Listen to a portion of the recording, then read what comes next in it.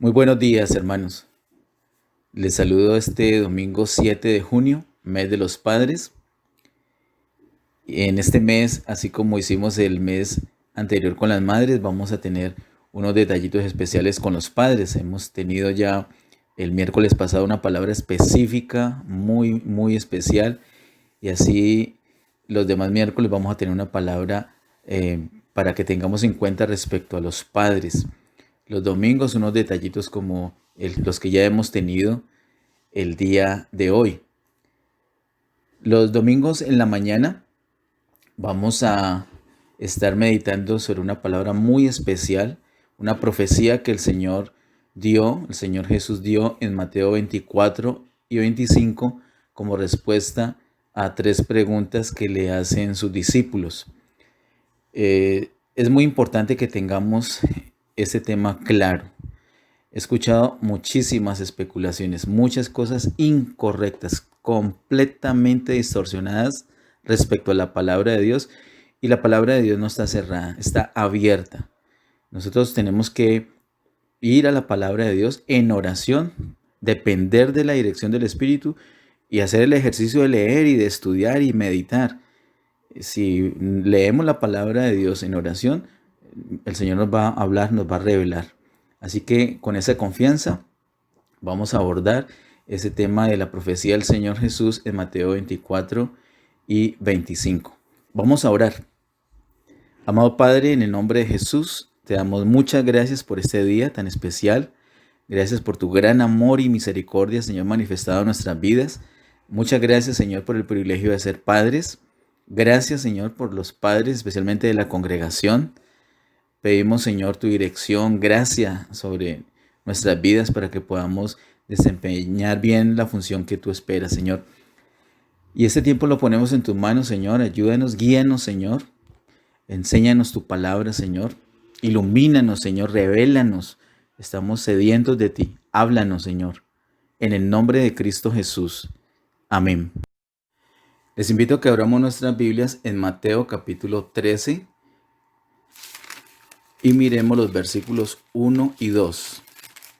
Mateo capítulo 13 versos 1 y 2 dicen: Aquel día salió Jesús de la casa y se sentó junto al mar, y se le juntó mucha gente, y entrando él en la barca se sentó, y toda la gente estaba en la playa.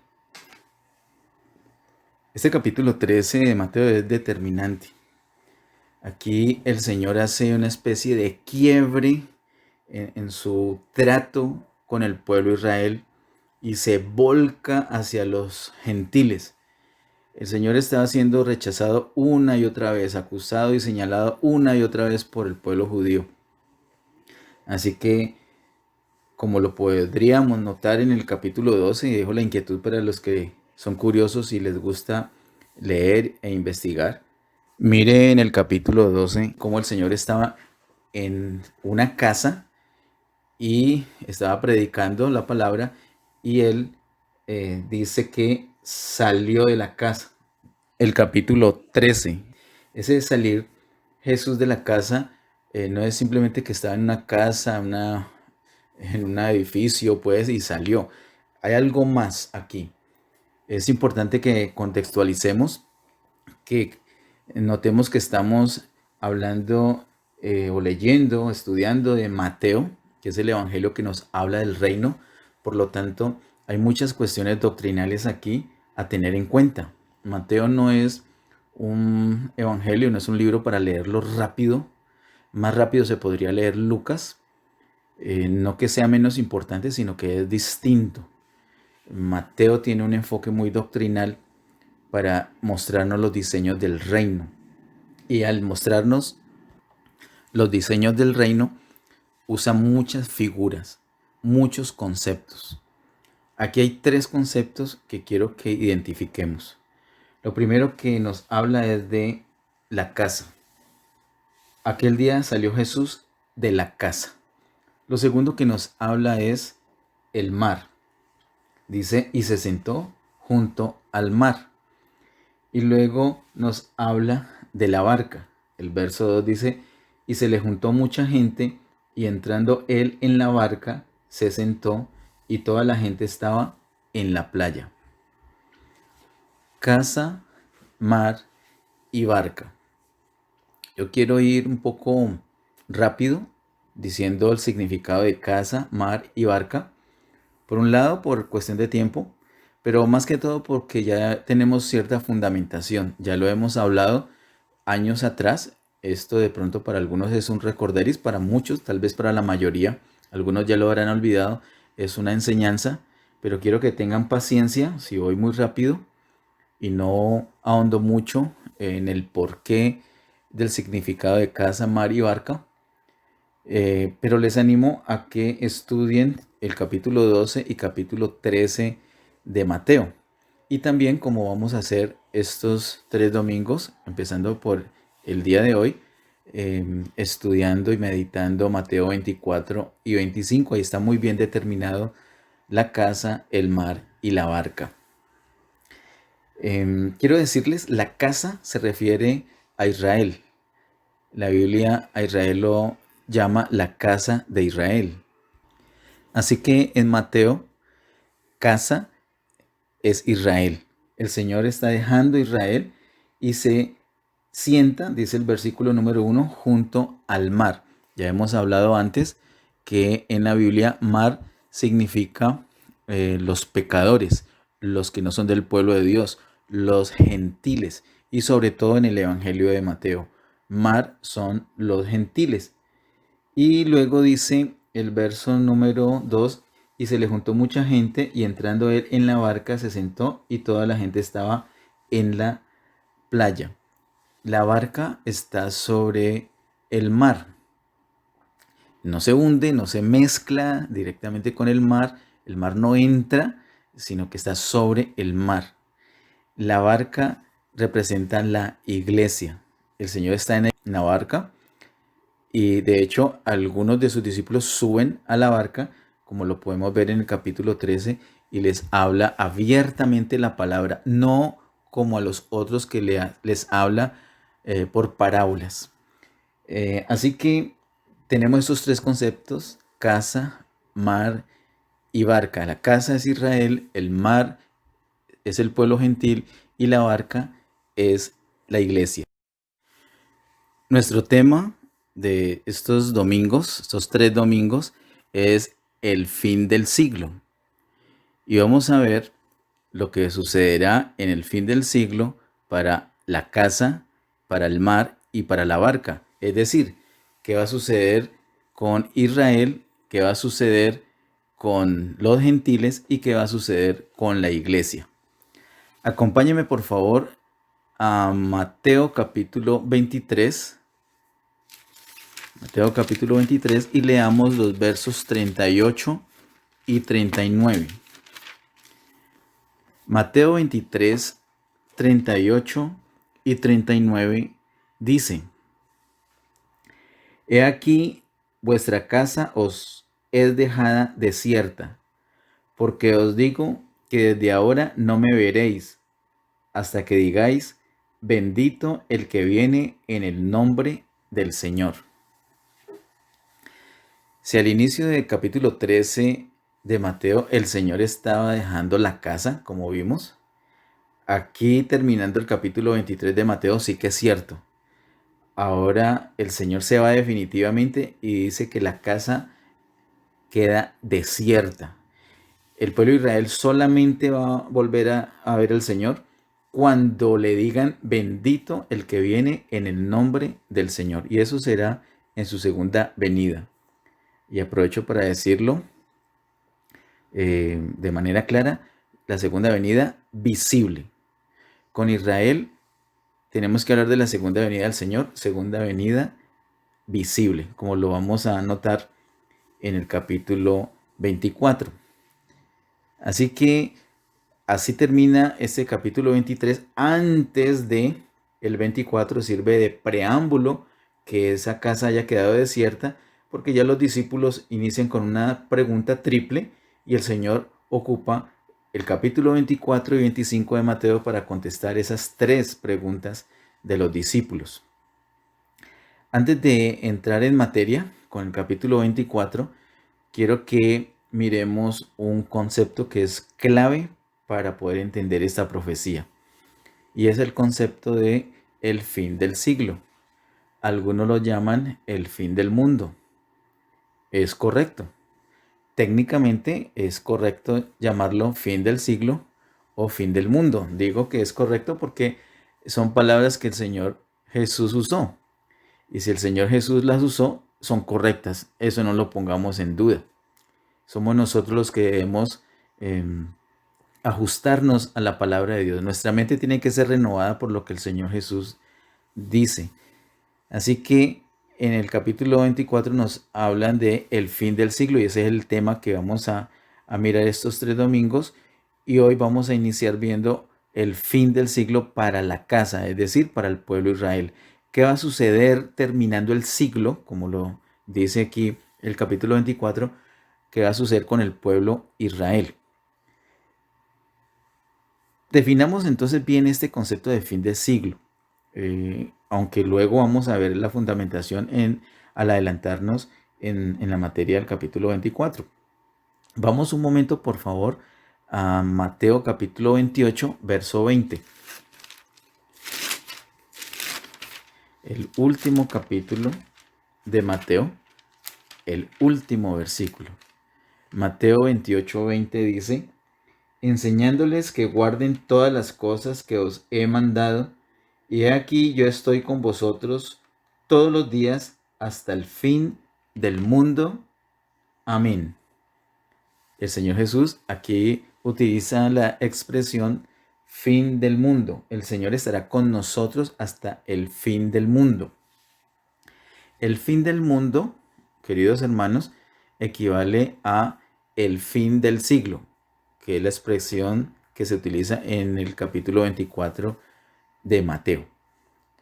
Y no corresponde a que se acabó todo, no es de esa manera, ni que esta primera tierra y primer cielo acabaron, tampoco, eso sucederá 1000 y pico años después, sino que se refiere a el fin, al periodo del fin de esta dispensación de gracia. Esto que les estoy diciendo, hermanos, no es algo trivial, no es algo pequeño. Por favor, tomen nota de esto. La expresión fin del mundo, utilizada en Mateo 28, 20, o la expresión fin del siglo, que es utilizada en Mateo 24, se refiere a un periodo de el fin de esta dispensación de gracia. En este momento estamos en la dispensación de gracia, o edad de gracia, o edad de la iglesia, o era de la iglesia, o también llamada de las naciones, o de los gentiles. Cualquiera de estos nombres es correcto para esta dispensación. El fin del siglo o fin del mundo no corresponde entonces a un día, a un segundo en particular que se acabó todo, no. Corresponde no a un día ni a un segundo, sino a un periodo. Y me anticipo un poquito para decirles, corresponde a un periodo de 3 años y medio. 3 años y medio que son los últimos 3 años y medio de esta dispensación de gracia. Ahora vamos a dar un vistazo general a la profecía que se encuentra en el capítulo 24 y 25 de Mateo.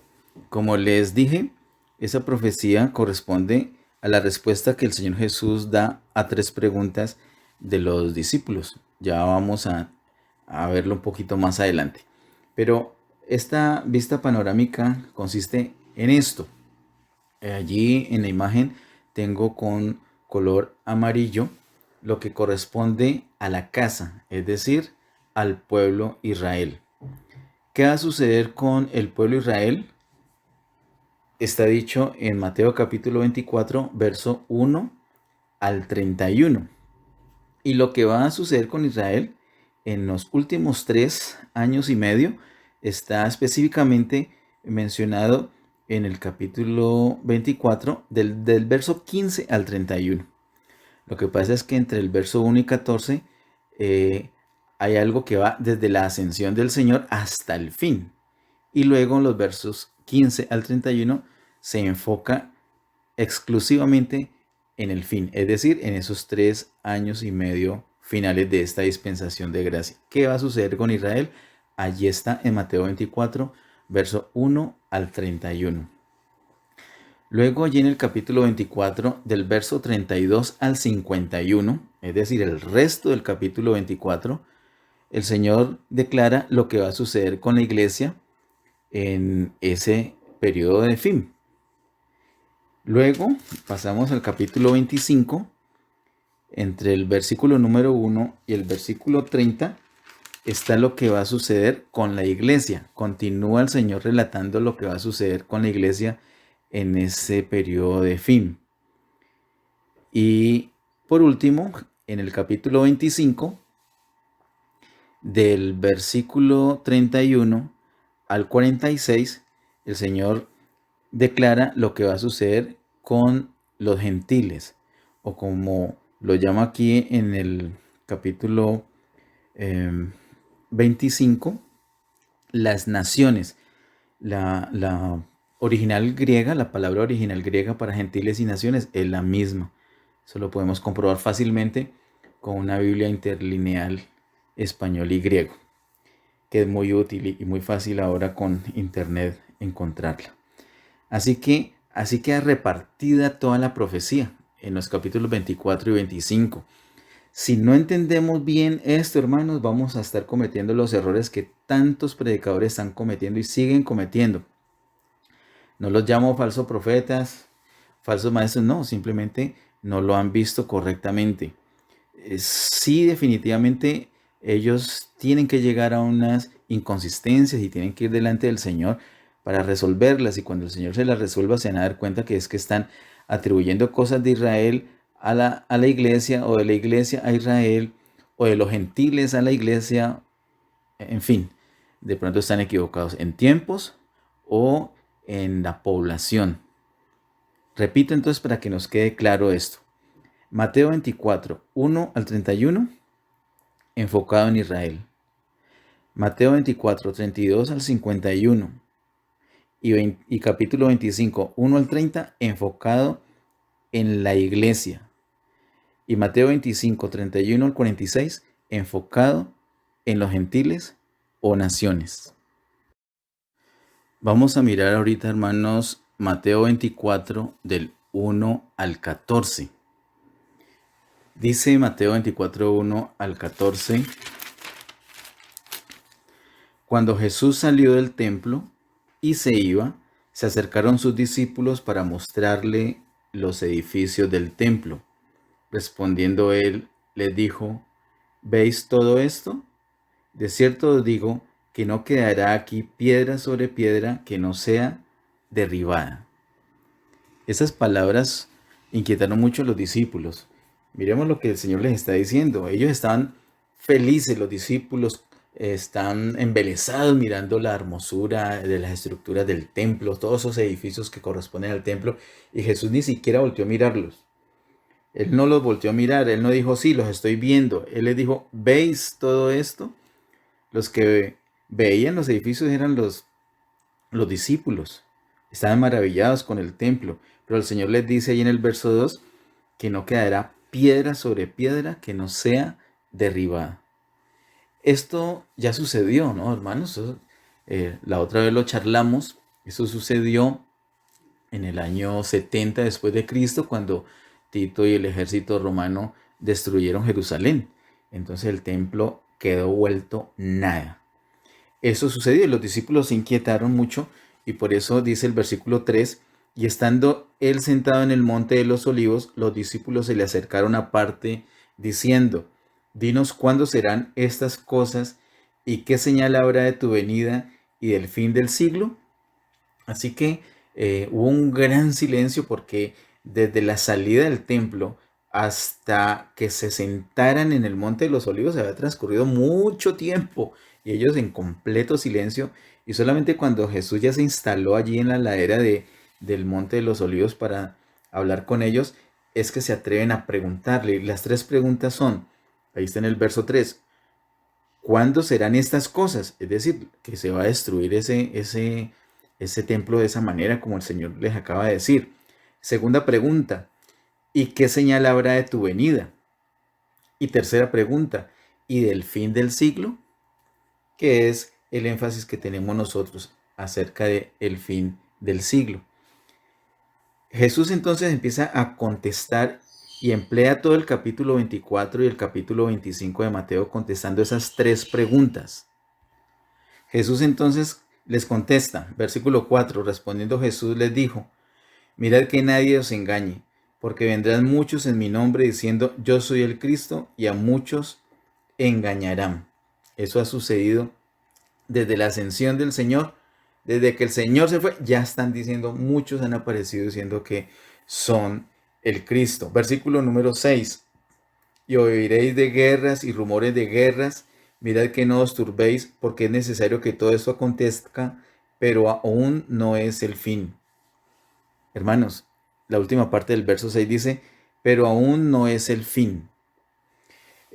Vamos a ir, como les dije ahora rato, un poco rápido, porque mi interés ahorita no es ahondar tanto, sino comprender que hay tres grupos aquí, tres grupos en los que se divide toda la humanidad: los judíos, la iglesia y los gentiles, y que a cada grupo le va a suceder algo en particular para que tengamos claridad y no estemos confundiendo las cosas.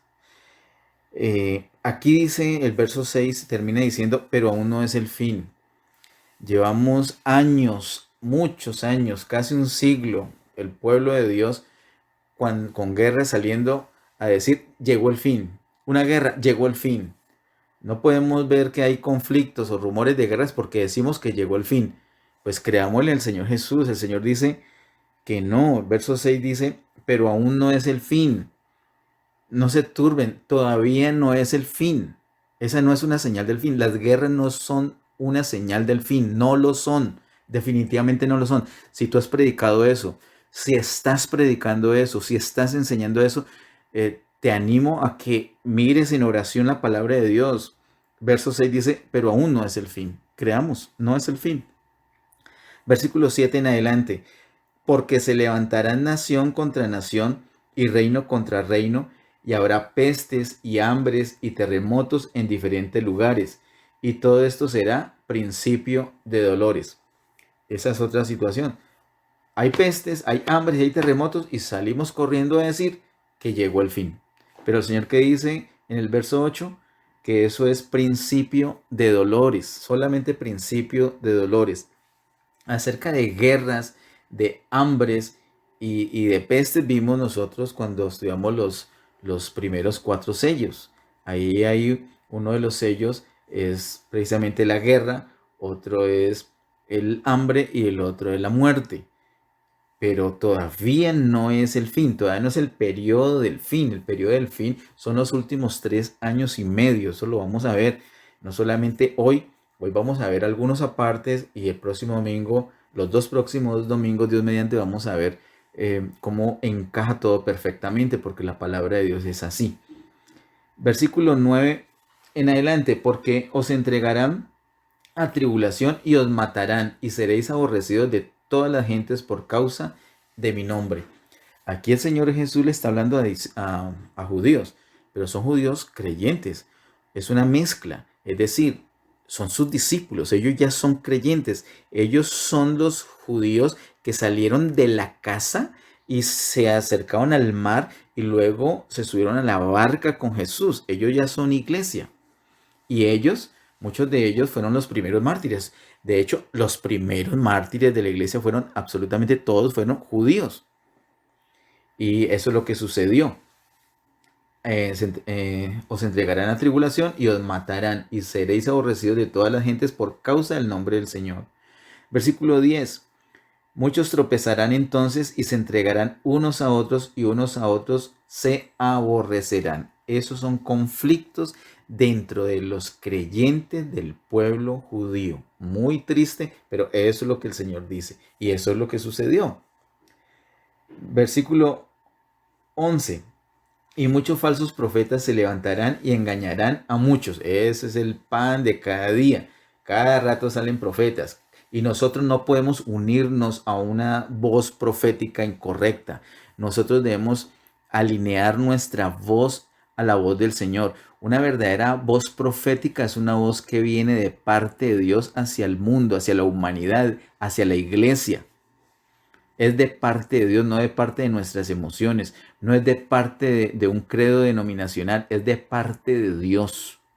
Tiene que ser completamente de acuerdo a la palabra de Dios. ¿Debemos atender las profecías? Sí. ¿Debemos atender a los profetas? Claro que sí. El Señor nos ha enseñado a atender a la voz profética, pero tenemos también la palabra profética más segura y es la palabra escrita, a la cual hacemos bien en estar atentos. Toda profecía tiene que ir de acuerdo entonces a la palabra que ya está escrita. Dice versículo 11 que engañarán a muchos. Versículo 12, y por haberse multiplicado la maldad, el amor de muchos se enfriará. Claro, viene la desconfianza y el amor entonces se enfría. Versículo 13, mas el que persevere hasta el fin, este será salvo. Ese salvo que está allí no es salvo en el sentido de tener vida eterna, es algo que hemos charlado, esto lo venimos charlando desde el año 2013 y en el año 2013 y 2014 hablamos precisamente de Mateo 24:13, el que persevere hasta el fin, este será salvo. Esa salvación no es en términos de vida eterna, sino que se refiere a la participación de esos creyentes judíos en el reino. Si son fieles en obediencia a la palabra del Señor, entonces van a participar como premio del reino, el reino en el milenio. No voy a ahondar ahorita en el asunto, no es posible hacerlo por cuestión de tiempo, pero es algo que hemos charlado, hemos investigado, el Señor nos ha dado luz al respecto y lo podemos charlar en otra ocasión, podemos ahondar más. Versículo número 14. Y será predicado este evangelio del reino en todo el mundo para testimonio a todas las naciones y entonces vendrá el fin. Por fin en el versículo 14 se dice, entonces vendrá el fin. Note que el versículo 6 termina diciendo, pero aún no es el fin. Y el versículo 8 dice, y todo esto será principio de dolores. Y solamente el versículo 14, ahí sí dice, y entonces vendrá el fin. O sea que realmente, ¿qué es lo que dice la Biblia? ¿Qué es lo que dice el Señor Jesús? ¿Qué es la señal del fin? Lo que dice el verso 14. Sin duda. Y será predicado este evangelio del reino en todo el mundo para testimonio a todas las naciones y entonces vendrá el fin. Algunos dirán, pero es que el evangelio se ha predicado ya en todas partes del mundo. De pronto, así como se dice, el evangelio, buenas noticias de vida eterna, creyendo en Jesús, sí, pero ese no es el evangelio del reino. Eso es parte del evangelio del reino. De hecho, es la primera parte del evangelio del reino. Me gusta decir, esa es la primera parte de Romanos 5:10 y la segunda parte de Romanos 5:10. Esa es la parte que corresponde a ser reconciliados con el Padre Celestial por la muerte del Señor Jesús. La primera parte de Romanos 5:10. Pero la segunda parte de Romanos 5:10 no habla de la muerte de Jesús, sino de la vida de Jesús. Y habla de un seremos salvos por su vida. De esa salvación es la que trata el versículo 13, cuando se persevera. Y se persevera es por la vida del Señor. Sin la vida del Señor, sin disfrutar, sin el disfrute diario de la vida del Señor, nadie va a perseverar. Así que cuando el evangelio del reino, cuando este evangelio del reino, este evangelio que nos habla Mateo, ese evangelio del reino, el que nos habla que viene un reino, que el reino se ha acercado, no podemos decir que ya vino plenamente el reino, sino que el reino se ha acercado. Y la manifestación del reino empieza en el corazón de los creyentes, sí, porque ese es el reino de Dios, que no consiste en comida ni bebida, sino en justicia, paz y gozo en el Espíritu. Es en la iglesia es la que tiene ahorita el privilegio de la manifestación del reino, pero no podemos decir que ya vino plenamente el reino. El reino vendrá un poco más adelante. El reino vendrá, como lo dice Apocalipsis capítulo 12. Llega su momento cuando viene la manifestación plena del reino. Ahora ha llegado la salvación, el reino de nuestro Dios y la autoridad de su Cristo. Eso vendrá, pero todavía no es. Ahora podemos decir es que el reino se ha acercado. Ese evangelio del reino tiene que ser predicado, hermanos, y tristemente hoy se desconoce, se sigue desconociendo. De hecho, no solamente se desconoce, sino que se rechaza. El pueblo de Dios, mucho sector del pueblo creyente, rechaza el evangelio del reino y lo rechaza con enojo, porque no lo ven, dice que no existe, pero ahí está. Y como ese evangelio del reino no se ha predicado, no se ha predicado por lo menos a todas las naciones, no. No pretendo uy, el único que tiene la revelación, no. Si nosotros hemos podido ver es porque otros nos han mostrado.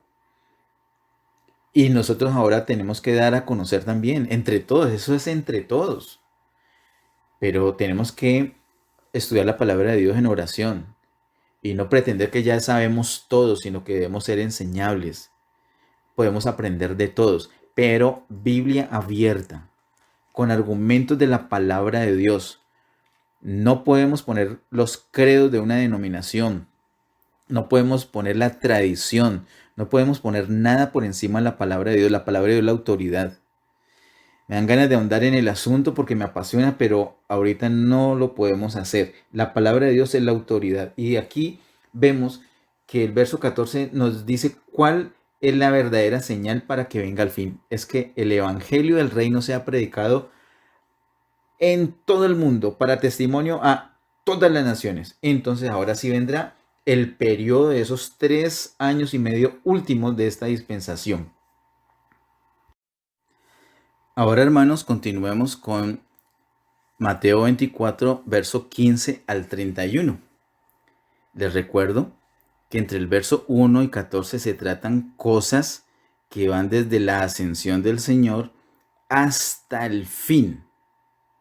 Pero aquí, en los versos 15 hasta el 31, solamente es específicamente el fin, ese periodo de los últimos 3 años y medio. Dice Mateo 24, 15 al 31. Por tanto, cuando veáis en el lugar santo la abominación desoladora de que habló el profeta Daniel, el que lee entienda, entonces los que estén en Judea huyan a los montes. Y hagamos una pausita allí, porque es clave lo que dice el verso 15. El verso 15 dice, por tanto, cuando veáis en el lugar santo la abominación desoladora de que habló el profeta Daniel, el que lee entienda. Esa es la clave. ¿Por qué no entendemos? Porque no leemos. El Señor nos está garantizando el que lee entienda, por supuesto. No es un libro de geografía o de matemáticas. Tenemos que leer en dependencia del Señor, en comunión con el Señor. Debemos pedir la luz del Señor. Él nos ilumina a través de su Espíritu. Debemos confiar completamente en Él. Él cumple lo que ha prometido y Él nos va a enseñar la palabra. Debemos entonces leer y particularmente leer la profecía que recibió Daniel. Daniel recibe revelación. Lo conocemos como las 70 semanas. 70 semanas de Daniel, no porque sean de él, sino porque el Señor se las reveló a él. Realmente son 70 semanas que el Señor ha determinado para el pueblo Israel y lo encontramos en Daniel capítulo 9, verso 24 al 27. Y dice acá, antes de ir allí a Daniel, dice, por tanto, cuando veáis en el lugar santo, allí arranca, versículo 15, arranca ese tiempo del fin, sin lugar a dudas.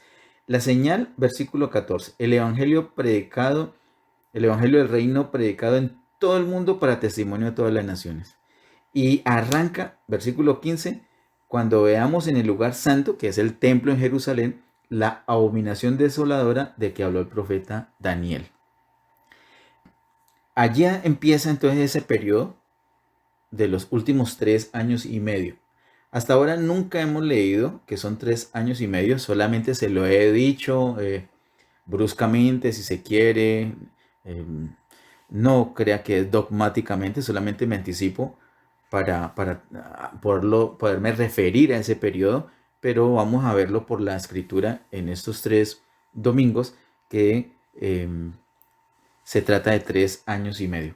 Vamos precisamente, por favor, a Daniel capítulo 9, verso 24 al 27. Vamos rápidamente, por favor.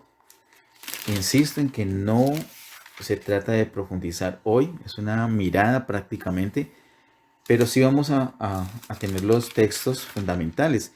Daniel capítulo 9, verso 24 al 27, dicen: 70 semanas están determinadas sobre tu pueblo y sobre tu santa ciudad para terminar la prevaricación y poner fin al pecado y expiar la iniquidad, para traer la justicia perdurable y sellar la visión y la profecía y ungir al santo de los santos. Ese verso 24 nos habla que hay 70 semanas determinadas para el pueblo de Israel y se cuentan esas 70 semanas y viene lo que dice ese mismo verso 24. Lo que dice ese verso 24, usted lo verá, por favor. Ya lo hemos explicado en otras ocasiones. Se trata de el milenio, la justicia perdurable. Ahí se sella la visión, porque ya lo que viene ya no son misterios. Ahorita todo es misterioso, por eso se requiere la visión, pero luego se sella la visión porque después simplemente es el cumplimiento de lo que ya se ha mostrado. Versículo 25 en adelante: sabe pues y entiende que desde la salida de la orden para restaurar y edificar Jerusalén hasta el Mesías príncipe habrá 7 semanas. Nosotros hicimos el conteo semana por semana hasta la última semana para poder entender esto. Ese ejercicio ya lo hemos hecho. Y luego dice: y 62 semanas se volverá a edificar la plaza y el muro en tiempos angustiosos. Y después de las 62 semanas se quitará la vida del Mesías, mas no por sí. Y el pueblo de un príncipe que ha de venir destruirá la ciudad y el santuario, y su fin será con inundación, y hasta el fin de la guerra durarán las devastaciones. Y el que nos interesa más acá en este momento es el verso 27, que dice: y por otra semana, iban 7 semanas primero, luego 62 semanas, nos da 69, falta una para completar las 70. Y recordemos que esas semanas no son de días, sino de años. Cada semana no son 7 días, sino que son 7 años. Dice el verso 27, y por otra semana confirmará el pacto con muchos, y a la mitad de la semana hará cesar el sacrificio y la ofrenda. Después, con la muchedumbre de las abominaciones, vendrá el desolador hasta que venga la consumación y lo que está determinado se derrame sobre el desolador. Este verso 27, vamos a mirarlo un poco. Nos habla de la última semana, la última de esas 70 semanas, es decir, los últimos 7 años. Como lo vimos, el verso 24 nos habla de 70 semanas para que llegue el milenio. La justicia perdurable, allí el milenio. Y el verso 27 nos habla de la última de esas 70 semanas, es decir, los últimos 7 años. En los últimos 7 años, ¿qué sucederá? Que va a haber un pacto. Ese pacto lo hará el desolador, mencionado ahí en el verso 27, con Israel. Ese desolador es el anticristo. Israel va a hacer un pacto con el anticristo y el anticristo le va a permitir a Israel la adoración, sus rituales. ¿Eso cuándo sucederá? Sucederá, ya lo vamos a ver, o no hoy. La referencia lo vamos a ver cuando el Señor le habla a la iglesia, Dios mediante, el próximo domingo.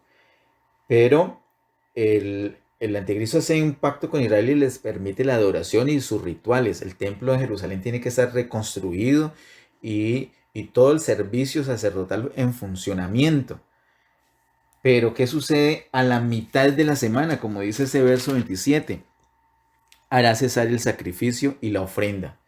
O sea que no les va a cumplir el pacto, los va a traicionar y se va a volver en contra de ellos, prohibiendo el sacrificio. De hecho, va a prohibir cualquier tipo de adoración. Dice después: con la muchedumbre de las abominaciones vendrá el desolador hasta que venga la consumación y lo que está determinado se derrame sobre el desolador. Ese anticristo se caracteriza, como lo dice el apóstol Pablo, por no tener temor a nada. No cree en Dios, no cree en ley, no lo para nadie, pero sí lo para alguien, el Señor. Porque el Señor no solamente tiene determinado cosas para su pueblo Israel, sino que también tiene determinado cosas para el desolador. Y se va a derramar sobre el desolador el juicio, que ya lo vamos a ver un poco más adelante. Así que, queridos hermanos, aquí ya nos damos cuenta de dónde salen esos 3 años y medio que les he hablado todo el tiempo. Sale de la Biblia, sale de la profecía, sale de las 70 semanas, particularmente de la última semana, es decir, de los últimos 7 años. ¿Qué va a suceder a la mitad de la semana? Es decir, a la mitad de esos 7 años, o sea, a los 3 años y medio, el anticristo va a prohibir la adoración y va a levantar ahí en Jerusalén una estatua. Eso lo dice la palabra, ya lo vamos a mirar. Y va a obligar a la gente a que lo adore, que adore esa estatua. Allí comienza esos últimos 3 años y medio. Volvamos a Mateo capítulo 24. Mateo capítulo 24. Y vamos en el verso 15. Luego dice, verso 16. Luego dice el verso 17. El que esté en la azotea no descienda para tomar algo de su casa, y el que esté en el campo no vuelva atrás para tomar su capa. Ahí está hablando del pueblo de Israel. Todo eso sucede en Jerusalén. Cuando suceda eso que les acabo de decir, que está escrito allí en Daniel capítulo 9 y que ya vamos a ver también unos apartes en Apocalipsis, entonces Israel tiene que huir. Tiene que huir, dice el verso 18, y el que esté en el campo no vuelva atrás para tomar su capa. Mas hay de las que estén encintas y de las que críen en aquellos días. Orad pues que vuestra huida no sea en invierno ni en día de reposo. Todo eso es para el pueblo de Israel. Si no fuera Israel, sino que fuera el pueblo gentil, pues no importaba si fuera reposo. Las otras cosas, el invierno, pues claro que se afecta. El embarazo, claro que se afecta. Dar a luz, claro que se afecta. Pero día de reposo sería indiferente para alguien que no sea judío. Todo esto es para el pueblo judío. Ellos no pueden correr o caminar hasta cierta distancia un sábado. Así que el anticristo y sus ejércitos los capturarían. Dice versículo 21, porque habrá entonces gran tribulación, cual no la ha habido desde el principio del mundo hasta ahora, ni la habrá. Ojo con eso, hermanos. Esos últimos 3 años y medio de esta dispensación de gracia corresponden a la gran tribulación. Hermanos, es muy clarito cómo el Señor Jesús ubica la gran tribulación en los últimos 3 años y medio de esta dispensación. Yo he leído y escuchado personas que ubican la gran tribulación como de 7 años. No hay base bíblica para decir eso, es un error. También he escuchado a algunos colocar la gran tribulación después de la venida visible del Señor. No, no hay base para decirlo, es un error. Otros peor la colocan como parte del milenio. Es terrible. No, no, no, no, no, no, no. Creamos lo que el Señor dice, creamos la palabra de Dios simplemente. Aquí dice el Señor, porque habrá entonces gran tribulación, cual no la ha habido desde el principio del mundo hasta ahora, ni la habrá. Verso 22. Y si aquellos días no fuesen acortados, nadie sería salvo. Mas por causa de los escogidos, aquellos días serán acortados. Este es muy especial, ese verso 22. Es como esa misericordia del Señor. ¿Por causa de quién? De los escogidos. Quiero que miremos un momentico, sabiendo que hemos quedado allí en el verso 22, que miremos en Romanos capítulo 11, verso 28 y 29. Romanos capítulo 11, verso 28 y 29.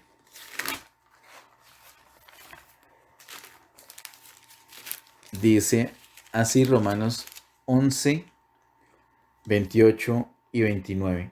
Así que en cuanto al Evangelio, son enemigos por causa de vosotros. Está hablando del pueblo de Israel. Pero en cuanto a la elección, son amados por causa de los padres. ¿Cuáles padres? Abraham, Isaac y Jacob. Ese tema también lo vimos nosotros, ahondamos que por amor a Abraham el Señor hizo esto, porque Él lo amó, Él le prometió, y no solamente le prometió, sino que agregó juramento, y por esas dos cosas que es imposible, por esas cosas es imposible que Dios mienta, por su promesa y por su juramento, nosotros debemos estar seguros de esa promesa. Él le prometió, ¿qué le prometió? Una descendencia, una nación grande. Está hablando en términos de reino para Abraham. Nosotros somos parte de esa nación, parte de ese reino. Así que aquí está hablando que por la elección son amados por causa de los padres. Versículo 29, porque irrevocables son los dones y el llamamiento de Dios. Ojo con esto. Irrevocables son los dones y el llamamiento de Dios. Algunos siguen insistiendo que la vida eterna se puede perder. ¿Por qué piensan eso? Porque no han entendido la Biblia.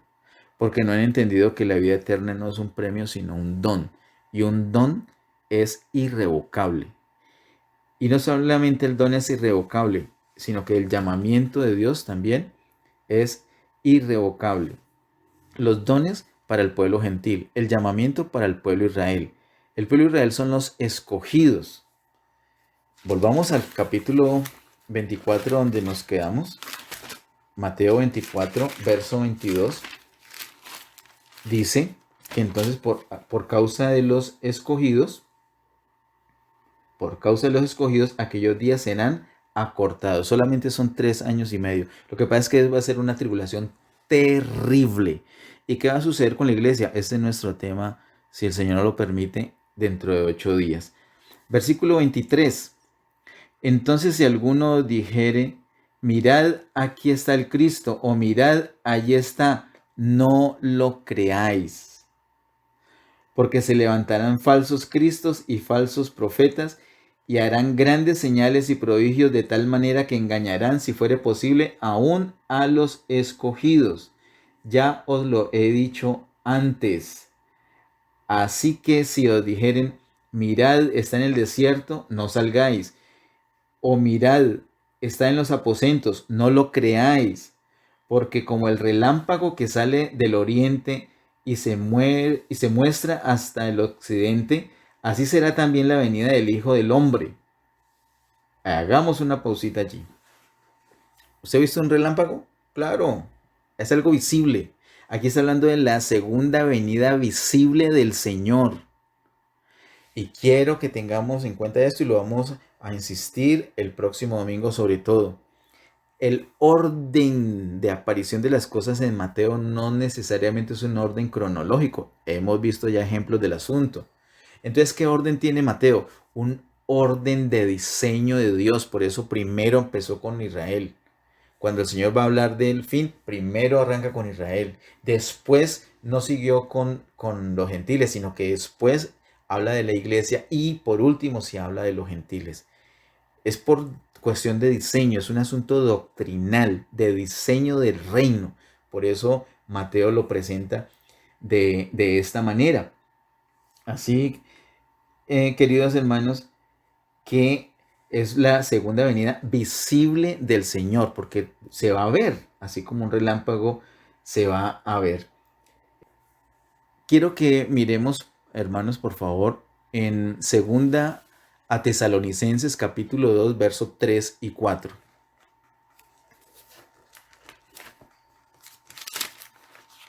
Dice segunda a Tesalonicenses capítulo 2, versos 3 y 4. Nadie os engañe en ninguna manera, porque no vendrá sin que antes venga la apostasía y se manifieste el hombre de pecado, el hijo de perdición, el cual se opone y se levanta contra todo lo que se llama Dios o es objeto de culto, tanto que se sienta en el templo de Dios como Dios, haciéndose pasar por Dios. Aquí claramente nos habla de cuándo va a ser la segunda venida del Señor. Algunos dicen que va a ser antes de la manifestación del anticristo. Y aquí el apóstol Pablo está diciendo categóricamente lo contrario. La palabra de Dios es la verdad. No digamos otra cosa que no esté en la palabra de Dios. Si aquí dice que el Señor no vendrá antes que se manifieste el hombre de pecado, pues es así. Es así. Punto.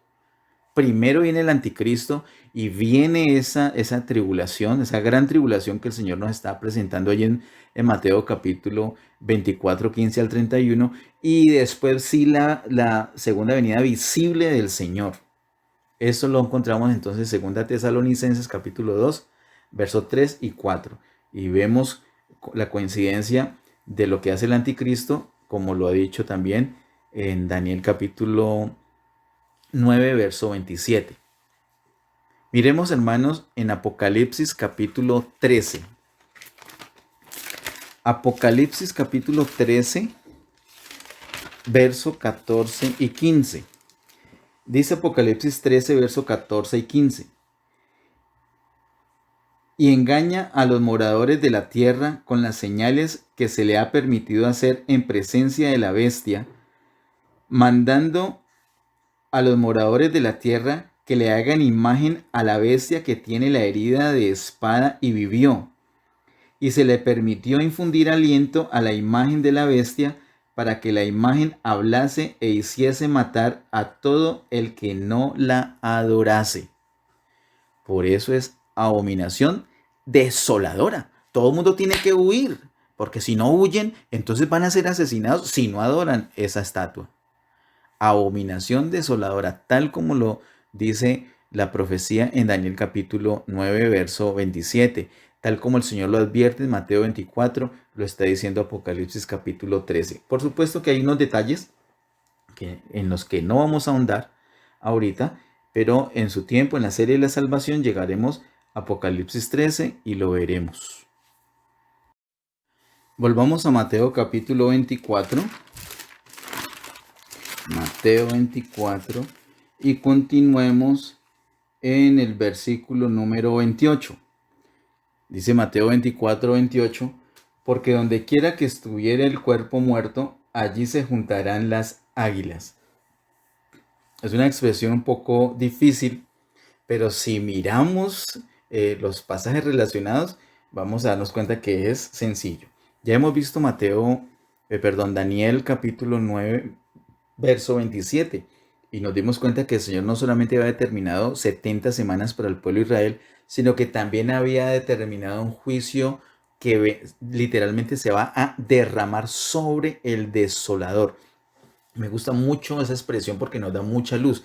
Es un juicio que viene de arriba a abajo, viene del cielo a la tierra donde está el desolador. Y está relacionado con ese verso 28.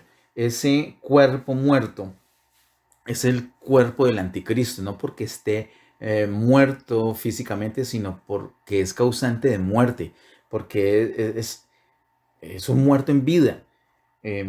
Literalmente está generando muerte y para el Señor está muerto. Es el cuerpo muerto y dice que allí se juntarán las águilas. Las águilas son ese ejército del Señor que lo tenemos que ver necesariamente, si el Señor lo permite, el próximo domingo, pero hoy es necesario decirlo, anticiparlo un poquito, porque el Señor viene, primeramente va a llevar parte de la iglesia, luego viene la gran tribulación, luego que viene la gran tribulación y suena la séptima trompeta, los muertos en Cristo resucitarán primero, luego la transformación de los que viven y han quedado después de la tribulación, de la gran tribulación, y todos van a ser llevados a las nubes para estar con el Señor. Es el tribunal de Cristo. Y ahí en el tribunal de Cristo se define quiénes van a reinar y quiénes no, quiénes entran a las bodas del Cordero y quiénes no. Eso lo vamos a ver Dios mediante el próximo domingo. Pero los que van a las bodas del Cordero, que son los vencedores, no solamente están en la boda, sino que se convierten en el ejército del Señor. Eso está en Apocalipsis capítulo 19. Y vienen a la tierra nuevamente con el Señor. para destruir al anticristo que ha convocado ejércitos de entre los reyes de la tierra para acorralar a su pueblo Israel. Vamos a acabar de leer estos versos del capítulo 24 hasta del 29 al 30 y luego miramos lo que dice Apocalipsis. Dice el versículo 29: e inmediatamente después de la tribulación de aquellos días, el sol se oscurecerá y la luna no dará su resplandor, y las estrellas caerán del cielo, y las potencias de los cielos serán conmovidas. Entonces aparecerá la señal del Hijo del Hombre en el cielo. Gloria a Dios. Qué hermoso eso, qué emocionante eso. Perdonen la emoción. Ahí no va eso, sino un punto y coma. Y dice: y entonces lamentarán todas las tribus de la tierra y verán al Hijo del Hombre viniendo sobre las nubes del cielo. Mire que lo ven. Es la segunda venida visible. ¿Quiénes son los que van a lamentar? Las tribus de la tierra. Esa expresión tribus de la tierra también está en Apocalipsis, ya lo vamos a ver. Y las tribus se refiere a las tribus de Israel, y la tierra se refiere, hermanos, se refiere a Tierra Santa. Es decir, el Señor viene, está enfocado en Jerusalén. Luego dice, y también lo vamos a corroborar en el tercer domingo, este asunto. Y verán al Hijo del Hombre viniendo sobre las nubes del cielo con poder y gran gloria. Verso 31, y enviará sus ángeles con gran voz de trompeta y juntarán a sus escogidos. ¿Cuáles son los escogidos? Ya lo hemos dicho, ya lo vimos en Romanos capítulo 11, verso 28 y 29. Se trata del pueblo de Israel. Juntarán a sus escogidos de los cuatro vientos, desde un extremo del cielo hasta el otro. Así que junta a todo su pueblo Israel. Miremos, con esta idea allí en la mente, miremos por favor Apocalipsis capítulo 19, verso 17 al 21. Apocalipsis capítulo 19, verso 17 al 21. Dice así: y vi a un ángel que estaba en pie en el sol, y clamó a gran voz diciendo a todas las aves que vuelan en medio del cielo: venid y congregaos a la gran cena de Dios. ¿Sí les suena algo así a lo que leímos ahorita en Mateo 24? Por supuesto. Verso 18: para que comáis carne de reyes y de capitanes. ¿Qué tal esa palabra? Y carnes de fuertes, carnes de caballos y de sus jinetes, y carnes de todos, libres y esclavos, pequeños y grandes. Y vi a la bestia y a los reyes de la tierra y a sus ejércitos reunidos para guerrear contra el que montaba el caballo y contra su ejército. Y la bestia fue apresada, y con ella el falso profeta, que había hecho delante de ella las señales con las cuales había engañado a los que recibieron la marca de la bestia y habían adorado su imagen. Estos dos fueron lanzados vivos dentro de un lago de fuego que arde con azufre. Y los demás fueron muertos con la espada que salía de la boca del que montaba el caballo, y todas las aves se saciaron de las carnes de ellos. Así que de eso se trata.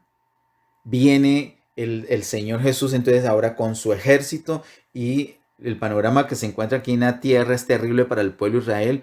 El pueblo de Israel que no ha querido aceptar a Jesús, dice que Jesús no es el Mesías, dice que Él no murió y resucitó, que el cuerpo se lo robaron para inventarse la resurrección. Eso sabemos que fue pagado para que se dijera así, pero el Señor resucitó. Tú eres un testimonio de que el Señor resucitó. Yo soy un testimonio de la resurrección del Señor. Yo te estoy hablando aquí en este momento no en mis fuerzas, sino precisamente en el poder de resurrección. Nosotros hablamos la palabra de Dios en el poder de resurrección. De hecho, todo lo hacemos en el poder de resurrección. Comemos, dormimos, nos movemos en el poder de resurrección porque el Señor vive en nosotros. No solamente está con nosotros, sino que está en nosotros. Así que viene el Señor con su ejército, que son los vencedores, parte de la iglesia consagrada, la iglesia que va a reinar con el Señor en el milenio.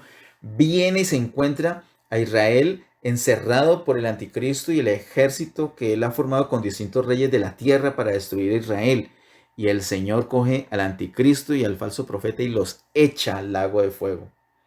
Estrena al lago de fuego con el anticristo y el falso profeta. ¿Y qué hace con el ejército que se ha organizado en contra de Israel? Lo destruye también. Entonces en ese momento Israel vuelve sus ojos al Señor y creen. Ahí sí se dan cuenta, caen en la cuenta porque ellos Biblia sí tienen.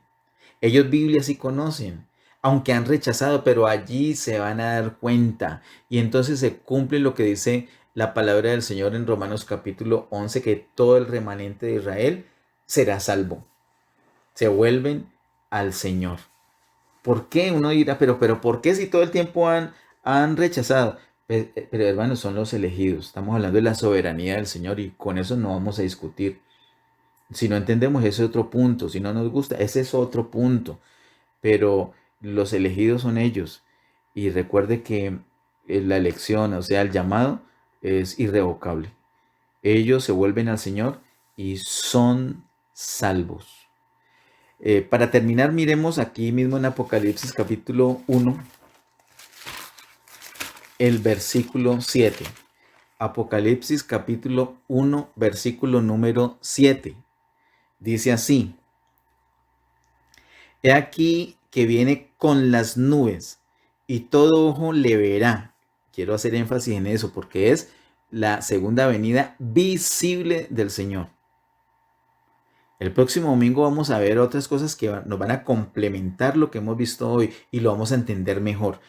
Repito, dice verso 7 de Apocalipsis 1, y he aquí que viene con las nubes y todo ojo le verá, y los que le traspasaron y todos los linajes de la tierra harán lamentación por él.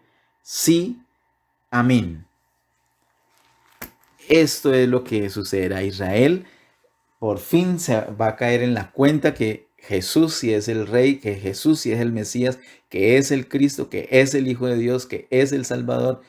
Y entonces el remanente de Israel, la casa de Israel, la casa que hemos estado viendo hoy, será salvo. Pero pasarán por esa terrible tribulación. Terminemos este tiempo orando, hermanos. Les pido que cerremos nuestros ojos y nos concentremos en el Señor. Padre, en el nombre de Jesús, te damos gracias por tu palabra. Gracias, Señor, porque eres el creador de todo. Eres el pastor de todos, no solamente de la iglesia, también de la casa, también de Israel y de todas las naciones. Gracias por el privilegio que nos das a nosotros de conocerte, de servirte, de adorarte. Pedimos tu misericordia, Señor, para la casa. Pedimos tu misericordia para la casa de Israel. Pedimos misericordia para el pueblo judío, amado Dios. Ten misericordia de Israel. Envía tus misioneros, envía tu palabra. Ayúdenos, Señor, a aprovechar cada ocasión que tengamos para orar por Israel. Ayúdenos a hacer luz para Israel. Ayúdenos, Señor, en el nombre de Jesús te lo pedimos.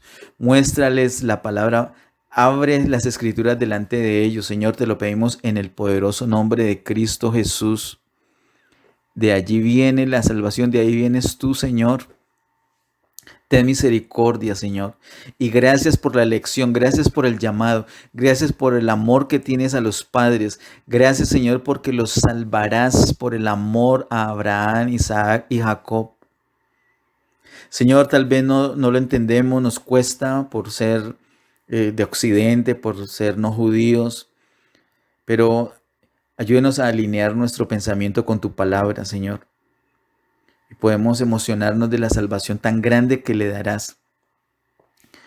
Porque Si la obstinación de Israel ha representado la salvación para nosotros, oh Padre, cuánto más la restauración completa de Israel.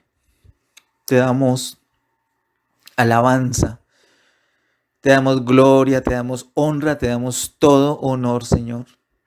Oramos, pedimos, rogamos, Señor, salva a Israel, salva a tu pueblo, sálvalo, Señor, para que no sean tratados como la casa, para que sean tratados como tu pueblo, como la iglesia, para que sean redimidos, Señor, en el nombre de Jesús. Oramos, Señor, que tengas misericordia también para nosotros. Ayúdanos, Señor, a ser una iglesia que mira la palabra, que te mira a ti, una iglesia que te cree, que te sirve, que te adora. Ayúdanos a consagrar nuestras vidas a ti, Señor. Este tiempo de emergencia mundial nos ha ayudado a reflexionar, a hacer un alto en el camino, a darnos cuenta que realmente tú eres Dios y no hay nadie más que salve sino tú. Gracias, Señor. Gracias, te alabamos y te bendecimos. Gracias por tu fidelidad todo este tiempo. Oramos por la iglesia y oramos también por los gentiles. Ayúdenos, somos luz para ellos. Ayúdenos, Señor. Ayúdenos a predicarle a nuestros vecinos, a nuestros familiares que todavía no son salvos. Señor, viene tiempo terrible, apenas estamos en principio de dolores. Sabemos que todavía no es el fin, pero este tiempo de cuarentena, este tiempo de emergencia mundial ha sido un examen, ha sido una prueba, ha sido un entrenamiento para lo que vendrá, Señor. Señor, volvemos nuestros ojos a ti, toda nuestra confianza está en ti, Señor. Te alabamos, te bendecimos, te damos gloria, honra y honor por siempre. En el nombre de Cristo Jesús. Amén.